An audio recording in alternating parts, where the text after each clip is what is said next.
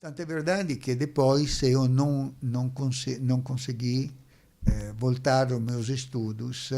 Eu me retirei in uma casa di famiglia che tínhamos in Rapallo, perto do mar, e lá fiquei meio sozinho, Sim. solitário. E lá tinha um amigo, Dom Valdemaro Boggiano Pico, e eu ia semanalmente participar di gruppo di oração que ele tinha lá em Rapallo. E ele começou a ser o meu padre espiritual. Cada semana eu confessava com ele. E foi ele que a um certo momento, vendo um pouco a minha tristeza, mi disse: Eugenio, prepara a mala, amanhã você vem comigo em Medjugorje. E eu não acreditava em Medjugorje. Imagina, eu vou em Medjugorje fazer o quê? Não acredito. Imagine, num país comunista aparece Nossa Senhora. É fora do comum, não é uma coisa normal. Aí deve ser algum truque dos Sim. comunistas, eu não sei, mas disse, truque ou não truque, você faça sua mala e amanhã parte comigo. E assim, ele era perentório, foi também professor, então era... E eu decidi, tá bom, eu vou. E disse, há uma condição, então eu não vou falar, não vou pregar, não vou fazer nada, eu vou escutar você, todas as coisas, vou ver com um olhar crítico o que é Medjugorje, o que acontece. E assim chegamos em Medjugorje. Me lembro que o dia que chegamos, quem sabe como, ma onde estão mulheres, toda coisa se vem saber antes. Mulher sabe antes de todo mundo.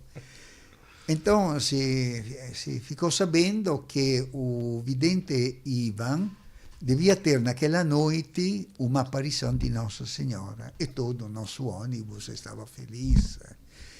Sobretudo me lembro uma irmã, a irmã Enriquete, que estava sentada perto di me, che era no sétimo céu. E descemos do ônibus todos felizes e chegou este vidente, Ivan, e disse, olha, eu sinto muito, mas vocês não podem participar desta aparição, porque é para nós o grupo de oração nosso, e basta. Então, toda aquela euforia acabou, e todo mundo ficou triste, exceto que eu, que fiquei alegre. E eu estava acompanhado por dois meus amigos, foram eles que me pressionaram também para ir em Medjugorje.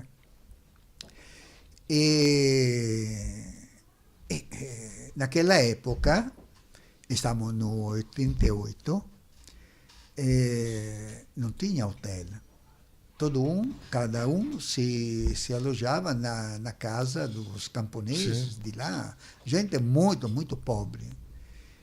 E nós três, eu e estes meus dois amigos, nos colocaram num quarto e me lembro que tinha um sofá e uma cama matrimonial.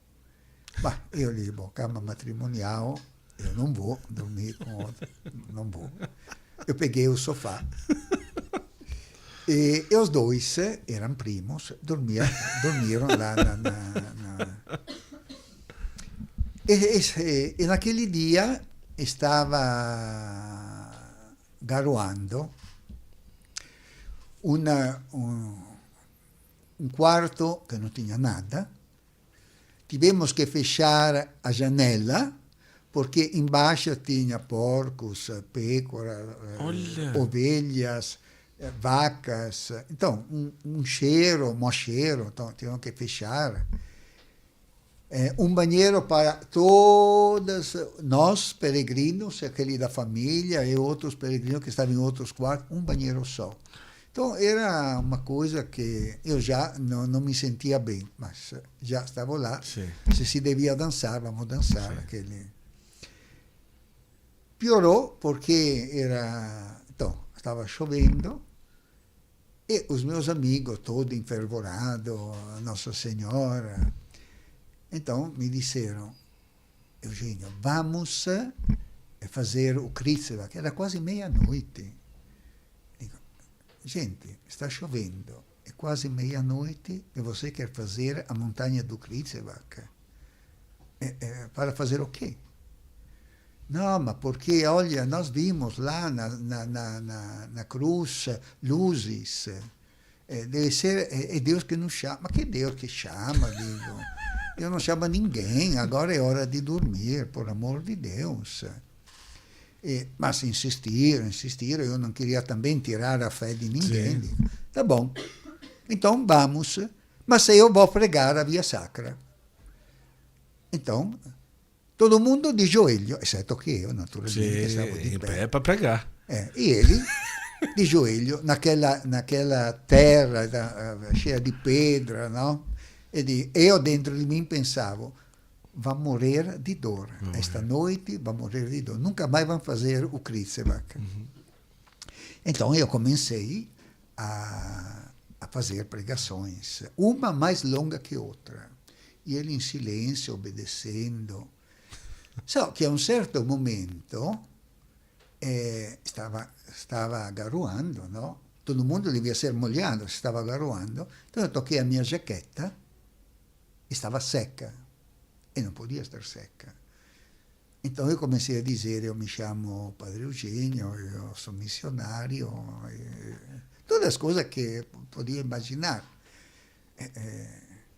Então tocava a montanha, estava molhado, claro. Tocava a minha jaqueta, estava enxuta, seca.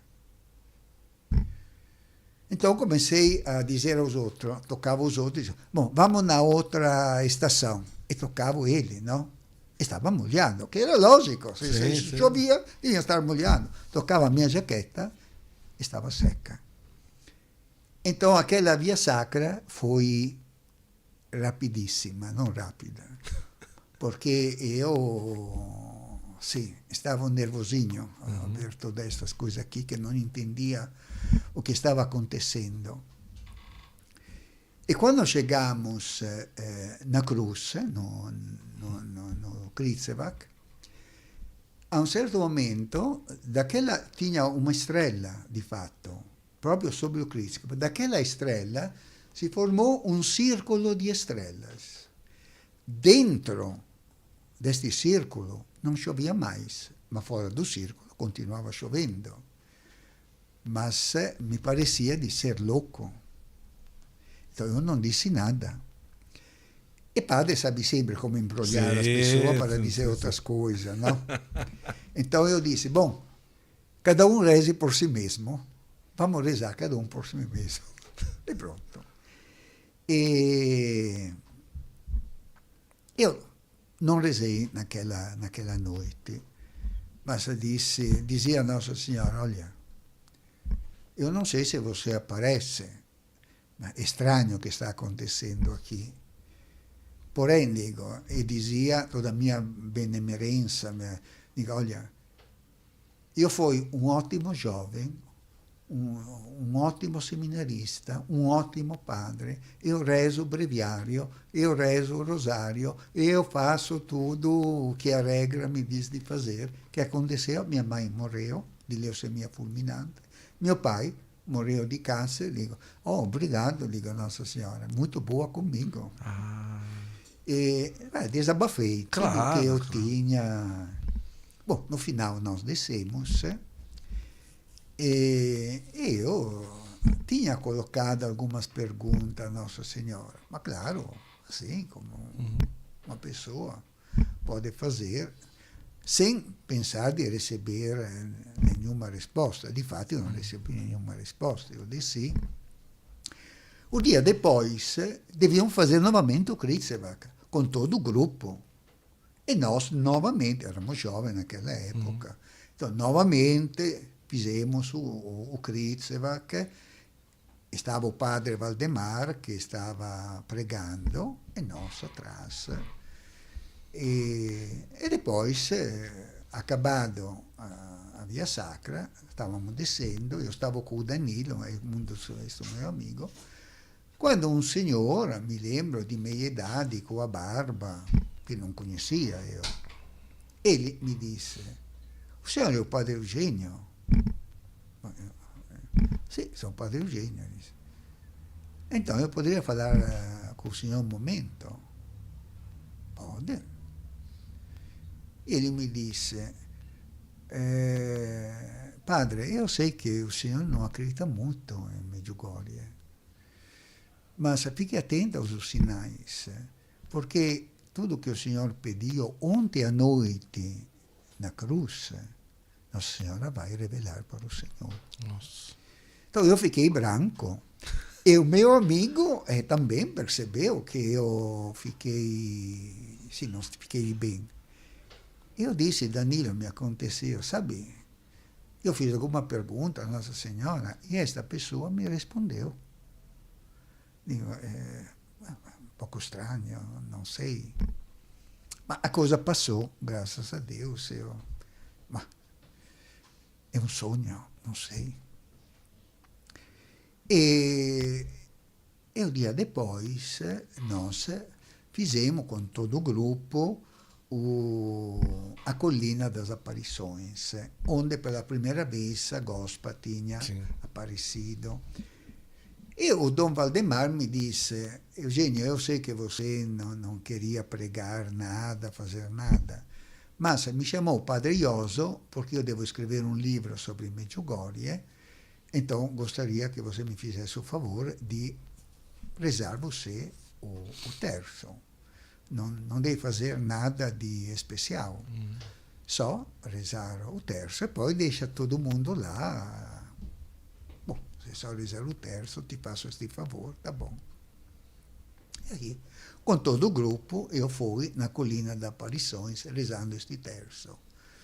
No final, quando chegamos na collina, naquela época não tinha na collina, como tem hoje, todos os mistérios glorioso, gaudioso, doloroso e da luz que temos hoje, que tem lá. E as pessoas colocavam cruzes lá. Então eu estava sentado, olhando para baixo, sem pensar em nada. Quando a um certo momento, aquela pessoa que eu via lá na cruz apareceu de novo. E aí tive medo, porque disse: será que é da polícia? Porque naquela época era comunismo. Disse: olha que vou até na prisão. Uhum. E tive um pouco de medo. E aquela pessoa me olhou um pouco severo. Disse: Padre, sendo que o Senhor não acreditou a minhas palavras, antes de partir, Nossa Senhora dará um sinal a você pessoalmente. Nossa, mas me disse com uma maneira tão clara, tão forte, e foi embora. Mas eu também fiquei com tão medo que desci a collina correndo. Mi lembro che incontrai o Dom Valdemar che voltava e disse: olha, Dom Valdemar, eu quero fazer uma confissão de toda a minha vida, porque eu acho que vou morrer. O sinal, se for. Então, ele me disse: mas não, Eugênio, olha, me aconteceu assim, eu contei tudo, da luz, da coisa, da estrela, tantas coisas.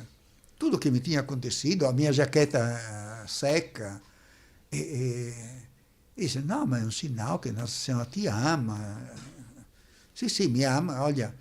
Então, você que está unido a Nossa Senhora, vai dizer para ela que eu acredito, mas que não quero nenhum sinal, porque no próximo eu morro mesmo. Não quero sinais.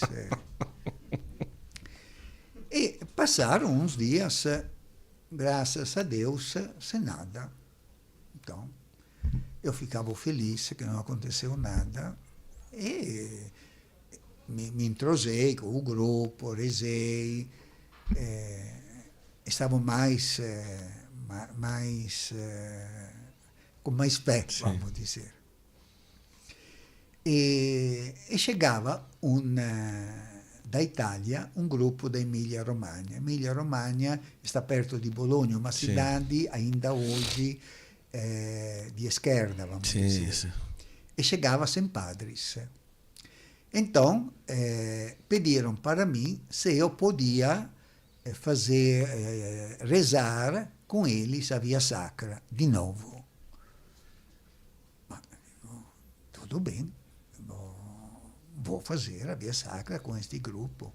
E, de fato, eu fui lá, me apresentei ao grupo e disse, olha, eu sou o padre que vou ajudar você a fazer comigo a Via Sacra e vamos rezar juntos. Então comecei a pregar as estações da Via Sacra e tudo parecia tudo bem.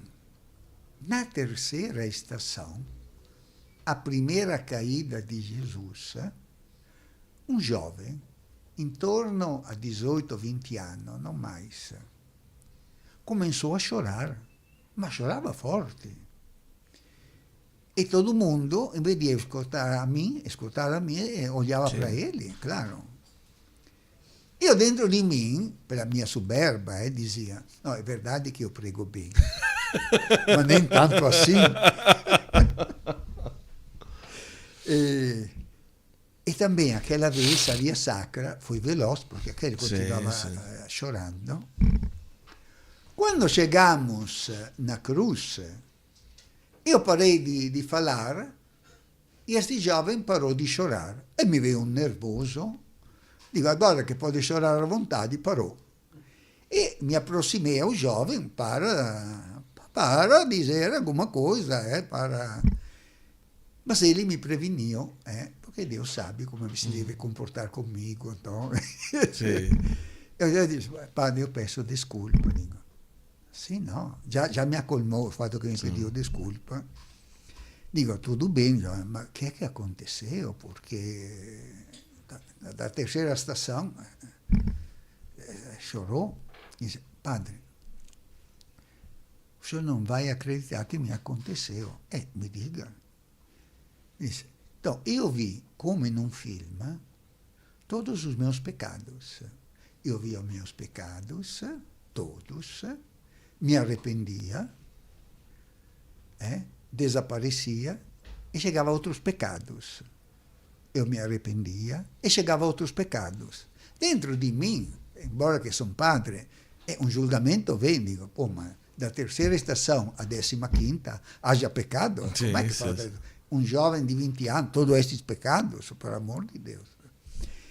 Quer dizer, quando chegamos na última estação, eu senti claramente uma voz dentro de mim que me disse, os teus pecados estão perdoados, porém preciso perdão da igreja. Vai e se confesse do padre Eugênio. Olha só.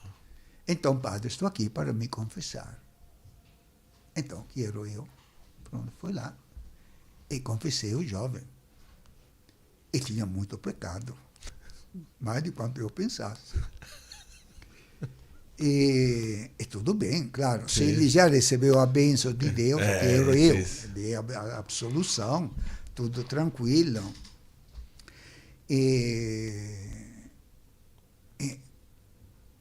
Eu já disse, padre, eu tenho outra coisa a dizer ao Senhor. Então, fala. Enquanto ele como se diz, colocava bem a camisa, eu notei que tinha hematoma e descobri que este jovem era um tossicodipendente, um drogado. E eu olhei e digo, você está drogado? E disse, sim, pegou do bolso um frasco, alguns frascos, não um só, era droga, e quebrou na montanha. Eu disse, olha meu jovem, eu não sou médico, mas como você que se droga assim, não pode parar tudo em uma Sim, vez. sim, sim. Então, olha, aqui tem um grupo de drogado aqui em Medjugorje, vá falar com ele, vamos procurar um médico, porque você está perdoado dos Sim. pecados, mas esta aqui não pode ser perdoado. E ele me disse, Padre Eugênio, é isto que Nossa Senhora me disse. Ainda agora sinto gente emocionada. Sim, claro. Me disse, Padre Eugênio, eu fui curado.